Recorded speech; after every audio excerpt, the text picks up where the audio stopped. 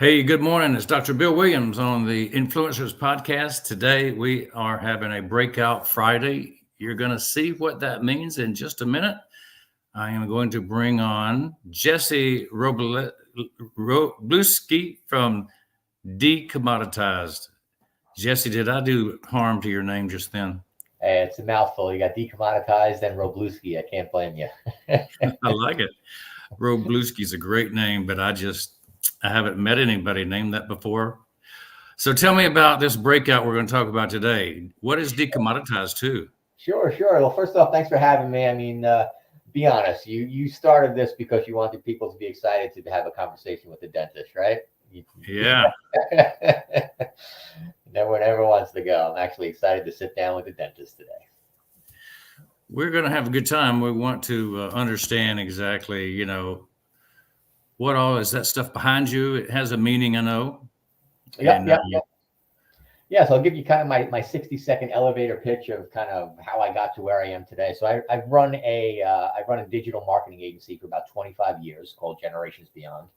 And, I'm obviously a pop culture junkie. I love, kind of outside the box things. And I realized that when, COVID first hit, it was almost like the end of one of my favorite movies, Fight Club, right? So at the end of the movie Fight Club, he asks, what would you be if you had free time, you didn't have debt, you didn't have to worry about how you looked at the gym and, what kind of car you were driving? Because during COVID, we had plenty of free time, some stimulus money. Everybody put on 10 pounds, so no one was looking at you. No one was driving. So I figured out, I have this time. I don't have any barriers anymore. Time to figure out what I was truly put on this earth to do and really be disciplined about doing it and not kind of being a generalist and talking to everyone under the sun. So the most rewarding thing in my 25-year career was actually taking almost, not the best adjective, but almost boring or commoditized products or services and injecting so much life into them, they almost have like their own personality. So those were the things that, I always got lit up and got my juices flowing.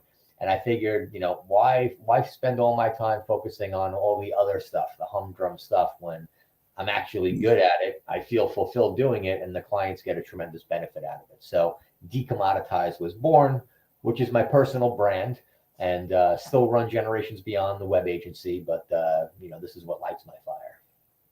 So you basically decided what you like to do that's fun, and you just said, I'm not doing anything but what's fun, and Decommoditized is what came out of that. Absolutely. Yeah.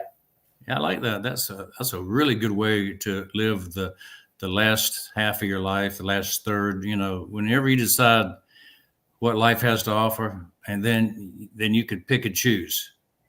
Yeah. I mean, during the pandemic, I know a lot of people that didn't know what they really wanted to be. They didn't have any excuses anymore. And, sometimes you need the 25 years of grueling experience in the agency world or any industry to really put focus on what's important and what's fulfilling to you. All right. Let's put it in context, because everybody needs context. You came out of what you were doing that wasn't as fun. You still do it, but you stake your future on Decommoditized. What'd you learn from that transition from generalist to specific and what you're doing with Decommoditized? Yeah, I would say, biggest mistake or failure was when you're good at something and you're proud of what you do, you tend to talk to anyone that might say yes, right? So you're so excited to share your expertise. You talk to anyone, you try to convince them. What I should have been focusing on most of my life is only focusing on people who can't say no. You're so good at what they need, it would be almost impossible for them to say no. And that's where the magic happens, right? Getting someone over the finish line and tell them, hey, I could really help you. I could really grow your business. And them, digging their heels in, it's just a recipe for failure. So after failure, I finally, the light went on and, stop chasing everyone that could say yes and chase the people that can't say no. Yeah, and kiss the frogs. They didn't turn into princes. Yep. That really does go down a really nice rabbit trail that I think I'd like to follow for a minute. Sure. How do you identify those people that can't say no? It's really, I was just on LinkedIn this morning, and someone said, great quote, specificity creates credibility, right? So the more specific of what you do and how incredibly, almost like a medical doctor or even someone in your field, right? If you have this one thing that no one can solve, but Dr. Bill does this all day, every day, how can I say no to working with Dr. Phil, letting him work on my mouth, Dr. Bill working on my mouth, right? So it's becoming so good at what you do that you almost don't have to, search out the people that can't say no. They come to you because you're the only person that can solve their problem. So that's kind of the strategy and Does that mean you have to raise the flag high for people to see your expertise? Absolutely. Yeah. I mean, one of the things that was a barrier for me was I like a lot of stuff, and I said, I don't want to focus on one thing. I like working on different things every day. I like, variety.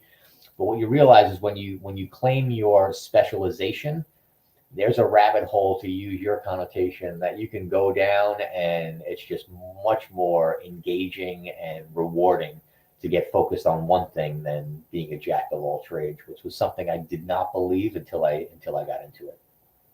Okay, well, that's really good to hear your particular story. Let's focus now on things you've noticed other people doing that kind of sabotage their success. What are the 3 reasons other people fail? So in my book, Marketing for Supervillains, which I'll get into the life of supervillainy and why I chose that path, we have what's called the Hall of Shame of differentiation. And it's the top 6, we call them regrettable personas, of people that make mistakes when they're trying to differentiate themselves and stand out in their marketplace. So the first one is, we call him Mr. More Better, right? So why should I let Dr. Bill work on my mouth as opposed to, doctor down the street? Well, I'm more better than that guy. That's not a reason. And most times potential prospects don't understand, I make a logo more better than the other guy. It really doesn't resonate with the client. So if your main differentiator is being better than the other guy, it's probably not a good enough differentiator. Next one is award winning. So when I started this industry, being an award winner meant something. Now there are more awards than there probably are people. You can easily buy an award. Being an award-winning agency, an award-winning dentist, it doesn't hold weight anymore. So it certainly doesn't make you different than other people in your industry. And then the last one, using price as a differentiator. It's a big debate. I think price can be a great motivator, but if you're looking to build a brand and brand loyalty, I use Walmart as an example. Everyone loves to shop at Walmart because they have the cheapest prices, right? They have this huge, they're a gigantic company with incredible value. But if a store opened next door and they sold stuff for just a couple cents cheaper, right? How many people would say, I'm with Walmart because I love Walmart? If your price is your only differentiator, you may get some clients, but people are going to jump ship as soon as something cheaper comes around. So I would say the 3 biggest mistakes is being more better and resting on your laurels there. Being an award winner is definitely not a differentiator anymore, and using price as a differentiator. Don't cut your prices. Figure out how to charge a premium instead of cutting to the lowest price. But then if you also said, I'm not the best, my prices are higher, would that make people want to come more? Absolutely. I just did a speech yesterday and they were like, if I sell milk and I can't sell it cheaper than Walmart, how can I possibly, sell milk? And that's the whole genesis of a convenience store. No one in the room knew why a convenience store was called a convenience store. It was because before they came into existence, if you wanted milk, you had to park in a giant parking lot at the grocery store. You had to walk 20 aisles to the refrigeration section, get your milk, walk 20 aisles to the register, wait online. And then these convenience stores popped up and said, hey, I'm going to charge you more, but it's going to be more convenient, right? So that's, a simple example of how you can charge a premium for something that's readily available everywhere. Offer convenience, offer other options that people are much more willing to pay for. That totally makes sense. Be where the people are rather than make them travel. Yep. Be quick, the Jiffy Mart.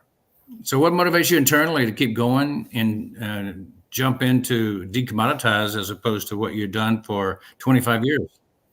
Yeah, there's a stat out there, like people see 50,000 marketing messages a day, right? How much of those marketing messages are completely unremarkable, unmemorable, right? So I'm in an industry where 99% of the things we produce are just white noise, right? Just completely, throwaway trash.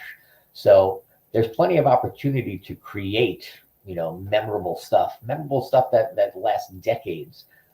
It's just amazing to me that out of all the marketing, meetings and strategy sessions across the world, nobody ever stands up in these meetings and says, we're creating stuff that's just not memorable. Why don't we do something a little dangerous and, really make something stand out. So that's what I love to do. I like that. Yeah. Company Decommoditized. What is the motto? So the motto is that absolutely anyone, any industry, any product, any service can be differentiated. Our go-to example is, no matter what you do, if you think I'm just one of 1,000, one of 1,000,000, you look at water. The earth is 71% water. It's freely available everywhere. And last year, for some reason, some marketing supervillains figured out how to get $70 billion out of the planet to pay for water, which is readily available for free. So if we can get money for, people to pay a premium for stuff that comes out of your faucet, chances are we can get people to pay a premium for whatever you do, whatever you sell. If you're just another accountant or another, bank, we can differentiate you. Yeah, I think the one that even got me more than water was the oxygen bars that sprang up, where you could go in and take a breath of oxygen and put a little bit of orange into the tube so you could smell the orange at the same time and go, this one is only $10, but if you really want special air, special oxygen, we got one with grapefruit. Yeah, it's all about marketing. It could be a superpower if you harness it correctly. Yep. Give me 3 success secrets that others can model from that you have perfected. Yeah, so I mean, it would be very similar to what we spoke about, right? So be relentless in your specificity, right? Learn how to say no more than you say yes. And this gets tossed around a lot, but be authentic, right? So figure out what your supervillain power is and stick to it and double down on it, and you'll find those people that can't say no. Yeah, finding your superpower is a really popular one with the Avengers and all the critters that crawl out of Hollywood and on our screens. But I think you're right. If you know what you're really good at, and people will beat a path to your door if you just show them what you can do that's better than somebody else. Why would somebody buy from Decommoditized? So I am self-proclaimed is one of the lessons in the book. We use you can differentiate yourself with something called definitives, right? So McDonald's sells the most hamburgers, over 1 billion sold.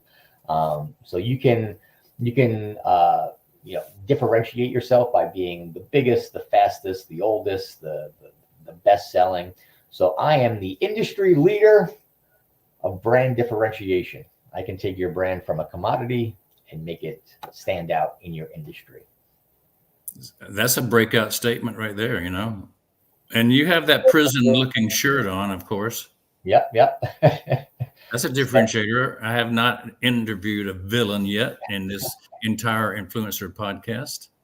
Yes, I mean, the whole supervillain thing, it's a very serious angle, right? So I went down the supervillain. I always found supervillains much more interesting than the heroes. But as I kind of found that parallel, I started realizing that there were so many parallels to the supervillain world, right? So when you're a challenger brand or you're entering a market and there's this big brand that's dominating the market, they're kind of like a superhero, right? They have public favor. Everybody loves them.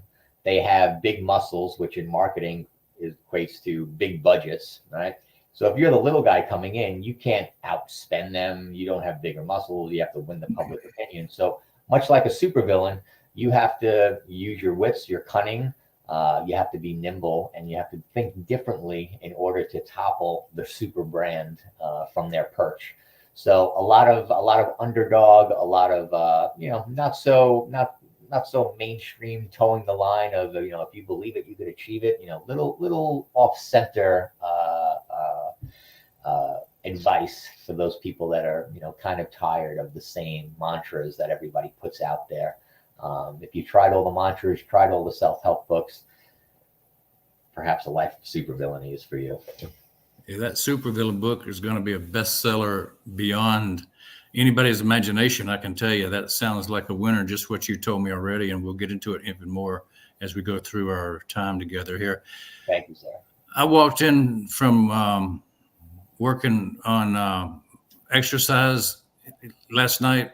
I came in and my wife was watching Guardians of the Galaxy, and man, there's some supervillains in that movie. We speak about Guardians of the Galaxy in the book, but a great story, man. The guy James Gunn, Guardians of the Galaxy was literally garbage. Like, it was a comic book from the 70s that nobody cared about. And this guy's calling card, James Gunn, he started in the B movie sector, which is an industry that's near and dear to my heart. And he just became known for polishing crap into gold, right? So he took a comic book that nobody cared about, no one had any vision for, built it up to what it is, and now he's the head of DC. Like, he literally is the king of comic book, fandom. So from working on the lowest of low budget movies to being one of the key players in Hollywood, it's pretty inspirational. That's quite a differentiating story right there. Yep. Yeah, so a big fan of his, big fan of his roots and his story. So if anyone's interested, check out Trauma, which is where he started, and James Gunn is his name. Great story and great supervillains, to your point. Yeah. What about your client? What's your ideal client? Yeah, so my ideal client is someone we talk about in the book, or part of my origin story is. I think most people are in business because they want to be the best at what they do, and they refine their skills, they refine their education, they're constantly sharpening their sword, but they step back and they look at their nearest competitor and they know that they blow their nearest competitor away, but their bank account doesn't reflect it. That's kind of that supervillain moment, that second origin story where you're looking in the mirror late at night and you realize you're putting in all this work and you need to take what you've earned, right? So an ideal client is usually someone that's had their teeth kicked in a little bit, right? They've done everything the way they're supposed to do. They're at the top of their game, but the industry isn't respecting, the public isn't respecting the excellence that they bring. So someone that's has that champion mindset, but hasn't realized their championship status yet. They've hit up a couple barriers. We can help them break through that and take over their industry. So you are a breakout artist, no doubt. No question. I'm a fan of magic as well. So I could pick handcuffs, anything you throw at me. Hey, I talk about in my book, I wrote a couple of bestseller books, and I talk about the golden handcuffs in my book. And the thing I did was I figured out how to do the ideal day, and it was something that a lot of people always wondered, how do you do what you do? They don't know how to create the ideal day. Yeah. And so I just categorized exactly what I did in a day, and I wrote about it. And I have 50 things that set that up. And when I wrote the book, it was more or less I was teaching a class to dentists to be better dentists. And I just codified exactly what I did. And one of them was how to escape the golden handcuffs. Okay. So yeah, escaping from your mindset and freeing yourself up is a big part of success. 100%. Talk to us now about your way you find your clients. How do you market yourself? So I do a lot of personal branding and a lot of things that are authentic to me. I know one of your questions is how can your audience find you? I would love it if everyone watching this would check out my YouTube channel, which is under Decommoditized. I'm a frustrated filmmaker at heart. I'm a pop culture junkie. So I probably put way too much production into my personal branding and my marketing videos. A lot of comedy injected there, a lot of special effects. So I authentically just put stuff out that either annoys me, and how would I fix it if I had all the power, or tips for people out there. We fell into a great vertical, which is the distilling business, right? So very popular, a lot of venture capital going into it. And the reason being is because not that they want to be distillers for the rest of their life. There's such a high exit for a venture capitalist when the distilling brand is bought. And it's usually not related to how many bottles of alcohol they sell. It's how hot that brand is. So we're literally almost selling our services, right? We're building an incredible brand. And yeah, this tastes good too, but every college kid in America wants it. They're wearing the t-shirts. So it's a great, exponential exit factor on the investment that a potential venture capitalist or a distillery would make on us, because the exit value is exponentially higher with the hot brand. Sounds like the tulip industry of the 2000s. Yes. Build it up and sell it off. That's it. Yeah, I understand that. Everybody wants to have that cool drink in their hand, and that's one of the ways you do it. You market. Yep, that's the name of the game with distilling. Tell me about the competition. How do you stand out against the crowd? Yeah, so that's where differentiation comes in, right? So you look at going back to the example of water, tying it into distillery and valuation. We have 12, we call it the universe of differentiation, and it's the 12 planets or 12 ways that big brands have successfully used differentiators to make them stand head above the crowd.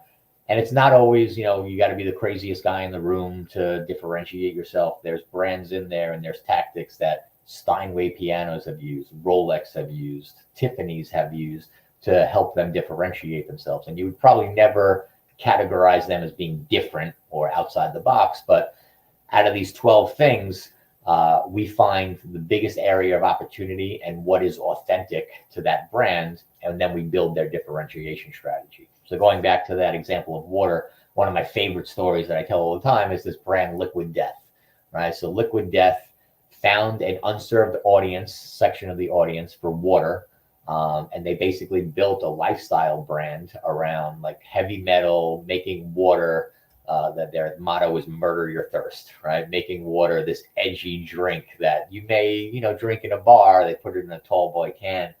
So niching down on an unserved section of the audience and creating a lifestyle brand around it. And similar to my example, they sell about $50 million of water a year, but their brand valuation is $500 million just because their brand is so hot and so cool. I didn't know about that. That's a very good story. I always looked at that and go, what is in that bottle? Very good. Tell us about your well-defined product and service you offer your clients. So everyone asks, what's it going to cost? What does it look like to differentiate? Am I going to do a dozen commercials? Am I going to do a Super Bowl commercial? Is it going to be all social media? And the answer is we don't know, right? So we have the DOA, which is the differentiation opportunity analysis. So that's our first step. It's a 4-week pretty intensive process where we dive deep into your brand history and figure out, we look at that universe of differentiation, and we find your top 3 differentiators. And then from there, we drill down even further and we say, okay, this is the strategy we're going with. This is the audience that will appreciate that. And here's how we get to them. The audience is a little older, we go for TV. The audience is super young, we go heavy in social media. This is the message we want to get out, and we kind of plan the media that way. So at the end of 4 weeks, you have your differentiator, you have a plan, and you have an audience and a target.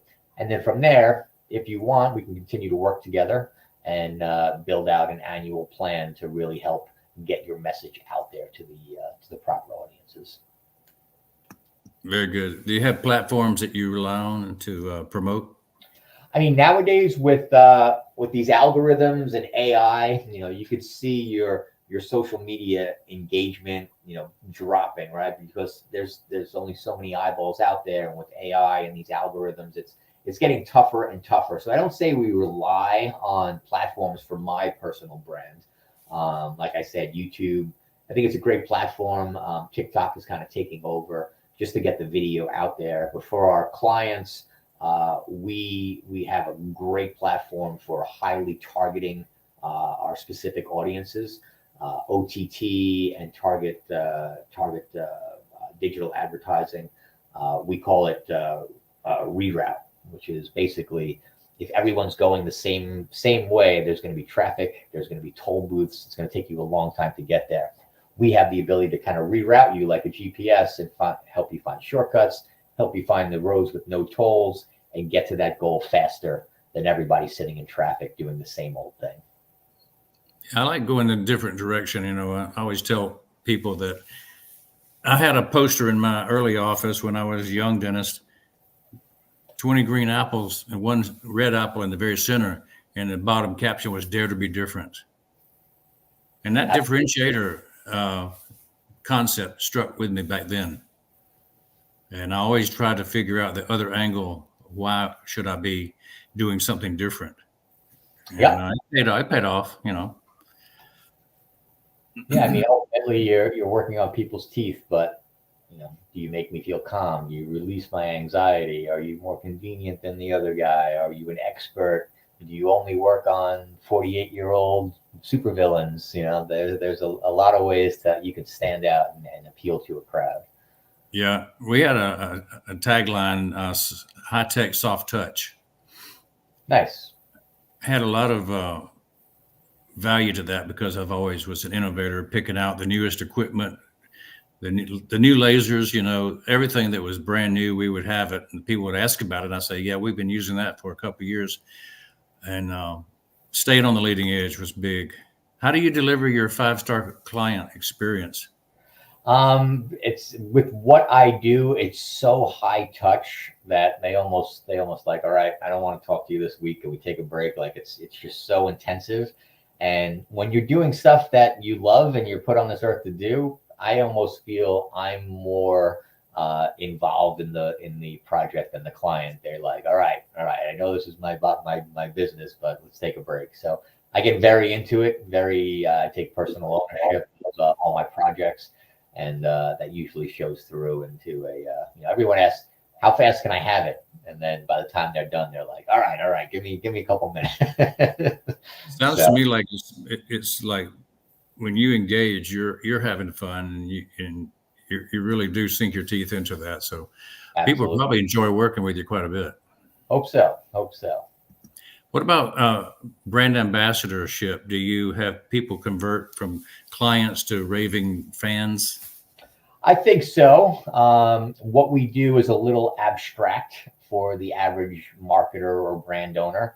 A lot of people, they're like, it's like going to a magic show. They see what we do and they're happy with the final project, but they can't explain how we got there, even though they're involved in every step of the way. So yes, we do have, great referrals, similar to what I was saying before. Sometimes those referrals are actually not what we do. But when you're working at this high level, there are very few people that understand the nuances of what you do and makes you different.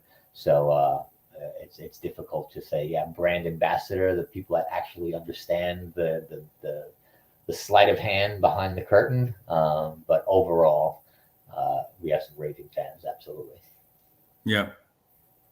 I would tend to think that people would classify you as a quirky kind of guy who has figured out how to have fun while still working and making a living. Yeah, absolutely. I mean, those are the great projects, and they don't all fall under that umbrella. But when we have a client that's willing to go to the edge, they can be the next Tiffany, the next Rolex, the next Steinway piano without being fun, so to speak. But if they're willing to take that journey with me, regardless of on one hand, you've got the stuffy advertising people, follow the rules, you do what everybody else does, and then you have over here you got decommoditized, and you can live life on your terms and have fun. Absolutely. Absolutely. I kind of see your future being the way most people would rather go if they had a choice. Absolutely. Everybody does. Yep. Yeah. I mean, not just clients, but actually business owners. If they could figure out their brand of decommoditized, wouldn't that be a happier world? And that's what the book's all about. It's the guide, the step by step. Because everyone says, hey, you got to be different, right? That's not an easy task, you figure out your differentiator. That's a huge lift. And I know a lot of people struggle with that. So we try to create a step by step to help them along the way. Yeah, I think that book's getting more and more valuable every minute. Everybody's starting to see that. Tell us what you're grateful for today, Jesse. So I graduated college, went to work in a hospital being a physical therapist aide. Hated every minute of it. And then the internet came along. And it seemed every little weird thing that I was into, every little niche audience, I was able to find my people. Right. So it doesn't matter how offbeat it was, there was an audience of people that I could connect with. So maybe sound a little tacky, but I'm grateful for the internet and the connectivity with, making a weird guy like me who growing up probably felt like a loner, realize that there's people over here that appreciates that. There are people over here that appreciate this. And if I'm doing this for my business, you know what? There's an audience of people out there that are going to get this and they're going to resonate incredible with it. So I'm just grateful for that ability to connect with people. It's kind of interesting. Our path is similar in that respect. I was always a dentist, was 47 years doing that job. But early on, I was introduced to teaching, and I found that was my escape. I could get out of the dental office and go teach. So I started as early as 5 years after I was in practice. I started teaching other dentists how to do something. I got an expertise in one area, and became an expert and traveled all over the world teaching TMJ, head and neck pain. And I had a feeling that getting away was as important as staying at the chair at work. And absolutely. Yeah. I mean, you probably felt in the beginning, taking time away from the office was counterproductive, but ultimately in the long run, it's rejuvenating. It's like you put yourself into a new space, and then you can come back and recharged, do the right thing for the right people for the right reason. 100% agree. Yep. Now, your goal for the future, where are you headed? Ultimately, wouldn't mind being a cult leader, right? I could be the Tyler Durden of marketing. Just again, connecting with the people who get it and creating that community different from the community I'm in now, where everything is, mainstream, more SEO, more social media, create a community of people who, are like-minded and just feed off each other. And like I said, 99% of those marketing messages are trash. Let's get more unique ideas out into the world. Yes, interesting. You say be a cult leader. I studied under J. Conrad Levinson, got to be a certified guerrilla marketing instructor with him. Excellent. My sons and my wife actually went out and studied in Austin, Texas under Roy Williams, who has that training center, out from Austin. I never went there, but I understand that's a cult. People live there, go and visit the compound, and he has a tower. And if you're a successful friend, you get to go up in the tower. And yeah, I think their tagline is definitely not a cult. So probably a reason for that. Yeah. And then I was a member of GKIC, Dan Kennedy and the whole GKIC bunch. So marketing has been something I've been enjoying. So I know exactly what you're talking about. If you want to be a cult leader in a marketing sense, you can definitely be one. That's the goal. That's the goal. If you look back at your life and you say, oh, what would I tell myself to do if I was just 20 years old again? What would you say?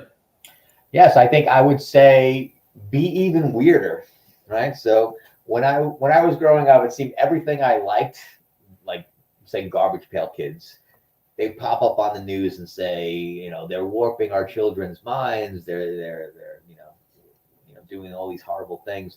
And now, I'm 48, and I wish there were more warped minds out there.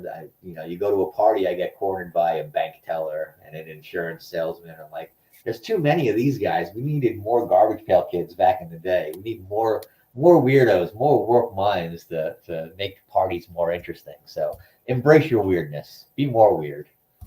I think it's good. You can actually start over at any time. I started over when I was your age. At 48, I started a whole new practice, a whole new career, became a webmaster in my spare time, and got into the internet, started teaching marketing. So I went from teaching didactic classical dentistry techniques to teaching marketing, management, and leadership. So I became a cult leader, as some might call it. You got that nice platform you shared with me. So looking forward to taking advantage of that. So you're a man of many skills. A lot of fun, It's like I'm in my third career now. I retired from dentistry, and the IT world has my interest. I'm a podcast guy and IT guy, artificial intelligence, things we're doing. So I'm looking forward to enjoying life in the future on my third career. So there's many careers in everybody's life if they actually look at it. How can you express to us your living mentor, and what's their impact on you? So I have a lot of mentors that I mention and I use as examples in the book, but never met them in real life. So I give props to my business coach and my book editor, Nick, who is I wouldn't say very like-minded, very attituded. We're as about as different as you can get. He's a Luddite when it comes to pop culture. So he kept me honest and not going too deep in my book with my deep pop culture references. Super helpful and grateful to have him. Yeah, I had the same thing with my editor. Cut out half my book. It used to be that thick, and it ended up, much smaller because they said, this is extra words. You don't need them. Yeah. Those words are like your children, and someone comes in and they're like, get out of here. And I'm like, I worked so hard to put those in, and then they're gone. Yeah. Yeah. So why is it impactful now to be important? You've written a book, you are impactful. Why is it important? Yeah, I think it's when you do something for so long, and I'm sure you can relate with dentistry, there's probably mistakes that everyone does over and over and over. So maybe it's not being impactful. It's just, I want to hold a mirror up and say, you're doing it wrong. Listen to me. So if being impactful is just wanting people to listen and follow your advice, I definitely want to be impactful, and that is important to me. So many people wasting so much money following the same old rules that are no longer relevant. Let's shake things up a bit. Yeah, that's a big factor. You said it right on target. The old rules are not going to work. If you follow them, you're going to just be wasting your money. So who sets the new rules? Where do they come from? The new rules are being set minute by minute. We touched briefly on AI. If you're involved with AI, I literally have a weekly meeting where every week it's brand new world. What happened this week? So it's moving fast and furious. Being involved in the internet world for 25 years, that's probably like 250, normal business years, right? So I've seen dial-up, I've been through cable, I've been through flash animation, I've been, before SEO existed. Now SEO comes, SEO is almost done because of AI. So it's just constantly being written, and there's so many people out there that are like, hey, I'm ready. I'm a dentist. I'm ready to grow my business. Let's do some social media. Let's do some SEO. It's like, first off, no one wants to follow a dentist on social media unless you're doing something different, right? I don't want to see testimonials and pictures of teeth. I want to see something to follow. So there's the lane of, okay, grow your business, do social media, do SEO, do pay-per-click. But if you don't, it's not a right fit for everybody. If you don't look at it with the right lens, you're just throwing money because you followed something written on a wall somewhere that was written 10 years ago. But so who's writing the rules? I guess everybody, as business evolves at the speed of light. Yeah, you hit a lot of the things right on the head when you said the things that don't work now used to work. Yep. Before and after pictures was a big deal back in the 1999, 2000, 2010.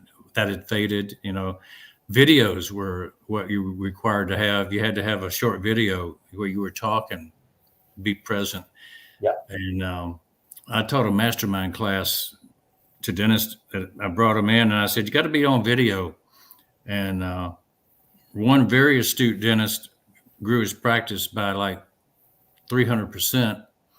And I remember one of his clips, he kind of made a buffoon of himself on the clips, but not in a bad way, just being silly. He gave away a green egg right before Memorial Day, start of the summer. And it was a kind of a raffle for a barbecue pit green egg. It was brilliant. And he got so many thousands of hits. And the guy just did special occasion videos all the time, back about 10 years ago. And he was right on target, and he did so well. So, yeah, you got to differentiate yourself. Yeah, I mean, most of the time, you know, even though you're great at dentistry, you're not really selling dentistry, right? You're selling, oh, I'm scared. This guy seems, you know, nice and, you know, comforting. So, you know, take a step back and realize what you're really selling to the general public. Yeah, you're selling yourself. You know, that's the key. Likable. Yeah. What about yourself when it's all said and done? What do you want to be remembered for, Jesse? Yeah, it was a great question. I spent some time thinking about it, and you know, one of the mentors in the book, this guy Paul Heyman, he says, you know, he's not a fan of nostalgia because there's just so much more stuff for him to do. He's always on the cutting edge, similar to yourself, right? So I don't know what I will be remembered for. I'll create my magnum opus and not be happy with it and just keep going and going and going until my final day. So don't know what the answer is to that, but just follow me and come along for the ride. And I'm always up to something, reinventing and refining and coming up with the next great thing. So to be determined what I'll be remembered for. I like it. What about the book? Hold that up for us and give us the way to get the book and how to reach Decommoditized, the website. Yeah, so Marketing for Supervillains is available on Amazon. Probably the best way to get it in all formats: hardcover, paperback, and Kindle. You can also get it on Barnes & Noble. And the best way to follow me, I'm on most of the socials under Marketing Supervillain, Instagram, TikTok. And my most prized platform is that YouTube longer form where I get to flex all my editing muscles. So I'm under Decommoditized on YouTube.com. Yeah, everybody go to YouTube and subscribe to Decommoditized. That would be great. I'll make it worth your while, I promise. Hey, sounds like a winner. What would you say about being on the Influencer Podcast today? Yeah, I was saying, you know, probably the best half hour I've ever spent with the dentist. 45 minutes at this point. So, yeah. That's the best answer I've ever gotten. Never thought I'd say that, but well done, Dr. Bill. Best time with the dentist I've ever had. Yeah, it was painless, as they say. High tech, soft touch. I extracted the best information out of you. It was unnerving for the audience, though. It was painless for me. So, all right, that's very good. Thank you for being here. And while we're talking about all that, I want to kind of focus on your final word. I want you to speak to the audience and give them your last words of wisdom before we come back and talk about some of that high-tech AI technology. Absolutely, yeah. So if you're in a business and you feel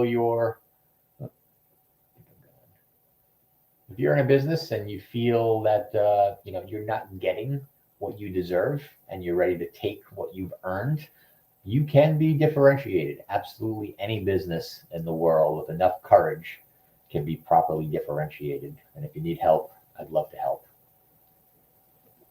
All right. Thank you, Jesse, for doing that. I didn't leave you. I just gave you the full screen, of course. Appreciate it. Ready for my close-up. So if you guys have been following us for a long time, you know my QR code up there at the top really does focus on how you can reach me at ovo.me/onpassive is where that goes, my website for my digital business card. And on that card, I focus on two things: the influencer podcast and all the different podcasts, 130 something of them that we've done this last year, plus. And then we also talk about the AI technology. You know, the reason that I'm doing something instead of sitting by the fishing hole, reeling in the bass, or surfing on the Pacific coast, or skiing down the mountains in Aspen. Well, the reason I'm doing something is because I enjoy working. I enjoy bringing new things to people, and this AI technology is so huge. And so we have things to give away. If you want free stuff, take a look at the QR code or this O-Trim right here. That O-Trim is a URL shortener. So you can make a custom code like I've made here in front of you. Dr. Bill W. is the custom part, and you can basically turn any long URL into something that's easy to remember and share. For a marketing person, this is gold. And the good thing about it too, Jesse, is we give this away. It's free. I was going to tag in. It's free. So if you're watching this, you want a nice toolbox? Nothing to lose. And that QR code actually is made from that same free software. So you can make these, and it's trackable, so you know where things are coming and going. And if you want some really high-end tracking, we have a whole another package called O-Tracker, which is far better and far cheaper than such competitors as Google Analytics. So everything that you see is available, and we like to give stuff away. We want to make things happen for people. Probably our flagship program is the O-Connect, though. That's the one that is going to be the one that people will want immediately when they see it. It's far better than some of the other competitive online groups. You know, Microsoft has one called Team. Zoom is out there. Web conferencing. You've seen a lot of different programs come out. This one is the best, and things that we can do with it are unbelievable. So I'll just leave it at that. Just check out your free version of it. And when you see it, you probably never use anything else. That's how good it is. So Jesse, thanks for being here. It's been a fun time. I've enjoyed having you on the show, and look forward to finding out more about your book. I'll have to order it. I've got to see exactly what those 6 things are you talked about. You only told me 3. Your copy is on the way, sir. I'm going to send you a little thank you gift. Oh, that's sweet. Sweet deal. Thank you so much. Free gifts, everybody. You just put it out there. Give away stuff. It'll come back to you. That's part of the marketing secret. Give away more, you'll receive more. All right, I'm going to let the audience go and come back and see what's happening next week on the Influencer Podcast. Have a great weekend, everybody. See you soon.